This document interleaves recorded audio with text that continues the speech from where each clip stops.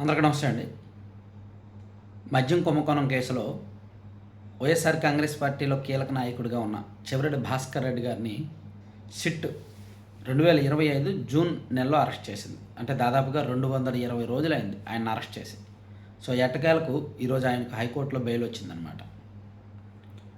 So కొన్ని షరతులతో కూడిన బెయిల్ మంజూరు చేస్తూ కోర్టు ఉత్తర్వులు ఇవ్వడంతో ఆయన ఇవాళ సాయంత్రం విడుదల కాబోతున్నారు.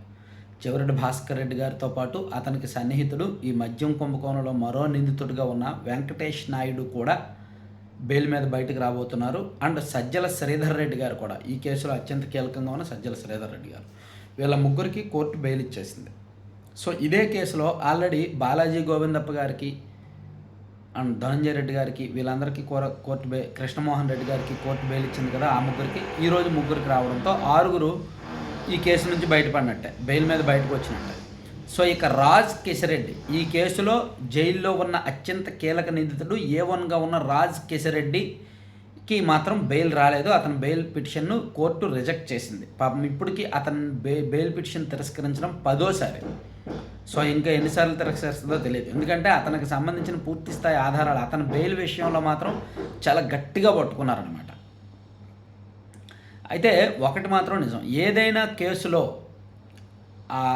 విచారణ జరుగుతున్నప్పుడు, అరెస్టులు జరుగుతున్నప్పుడు ఉన్నంత వేడి ఆ బెయిల్ మీద బయటకు వచ్చేసాక ఇంక ఉండదు. ఇంకా బెయిల్ మీద బయటకు వచ్చిన తర్వాత కాలక్రమేణా విచారణ జరుగుతూ ఉంటుంది. కొంతమంది మర్చిపోతారు, మీడియా ఫోకస్ తగ్గిపోద్ది, కోర్టులో వాయిదాల మీద వాయిదాలు పడతాయి. కొన్ని సంవత్సరాలు అయినప్పటికీ ఐదర్ ఫైనల్ తీర్పు వచ్చేస్తుంది. పర్టికులర్గా ఇటువంటి అవినీతి కేసుల్లో అయితే తుది తీర్పు ఎప్పటికీ రాదు. వ్యవస్థలు, అధికారంలో ఉన్న పార్టీలు వాళ్ళకి నచ్చినట్టు వాళ్ళు దాన్ని వాడుకుంటారనమాట. చూడండి, జగన్మోహన్ రెడ్డి గారి కేసులు ఎప్పుడువి?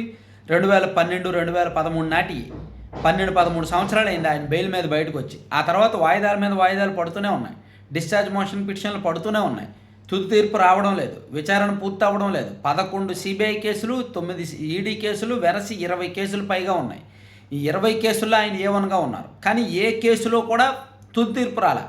ఆయన అవినీతి చేశాడు అనే వ్యవస్థలు నిర్ధారించాయి, ఛార్జ్ షీట్లు వేశాయి. కానీ ఫైనల్ తీర్పు మాత్రం ఇప్పటివరకు రాలేదు. అలాగే ఉండబోతుందన్నమాట. ఈ వ్యవహారం కూడా అలాగే ఉంటుంది. ఇప్పుడు ఈ మద్యం కుంభకోణం కేసులో కూడా చెవిరెడ్డి భాస్కర్ రెడ్డి గారు ఇంక బయటకు వచ్చేసారు, బెయిల్ మీద బయటకు వచ్చారంటే ఇంక మళ్ళీ ఆయన అరెస్ట్ చేసే అవకాశం ఉండదు. మళ్ళీ ఈ కేసు ఆయనకు ఉండదు. కానీ కేసు వెంటాడుతుంది. దీని మీద వాయిదాలు జరుగుతాయి, విచారణకు ఆయనకు హాజరవ్వాల్సి ఉంటుంది, అన్నీ జరుగుతాయి. కానీ బయట ఉండమంటే బయట ఉండమే. సో ఇక రాజ్ కిషరెడ్డి విషయంలో కూడా ఒక వారం 10 రోజుల్లో క్లారిటీ రావచ్చు అంటున్నారు. ఆయన కూడా బెయిల్ కోసం చాలా సిన్సియర్గానే ట్రై చేస్తున్నారు. ఆయన విషయంలో మాత్రం కొంచెం ఎక్కువ అభ్యంతరాలు ఉన్నాయి. అండ్ A1గా ఉన్నారు, ప్లస్ ఆల్మోస్ట్ ప్రతి సిట్టింగ్లో కూడా ఆయనే ఉన్నారు. డిస్టిలరీలు ముడుపులు తీసుకోవడం, డిస్టిలరీలను ముడుపులకు ఒప్పించడం, అండ్ ఈ నగదుని మళ్లించడం, అంటే A to Z, ఈ కుంభకోణంలో A to Z ప్రతి చోట ఆయన పాత్ర కనిపిస్తుంది. ఇంత చెప్పుకున్నాం కదా, ఈ కేసు ఆల్మోస్ట్ సైలెంట్ అయిపోయే పరిస్థితికి వచ్చింది కదా, క్లైమాక్స్కి వచ్చింది కదా, అయినా సరే అంతిమ లబ్ధిదారు జోలికి ఎవరు వెళ్ళట్లా. అంటే ఈ కేసులో ఈ మొత్తం 3,570 కోట్లకు పైగా అవినీతి జరిగింది అని పేర్కొన్న దానిలో 90% లబ్ధి పొందింది ఎవరు? జగన్మోహన్ రెడ్డి గారు. ఆయన దగ్గరికే ప్రతి నెల 50 నుంచి 60 కోట్లు వెళ్ళిందని చెప్పి సిట్ చెప్పింది. కానీ ఆయన జోలికి ఇప్పటికీ వెళ్ళాల.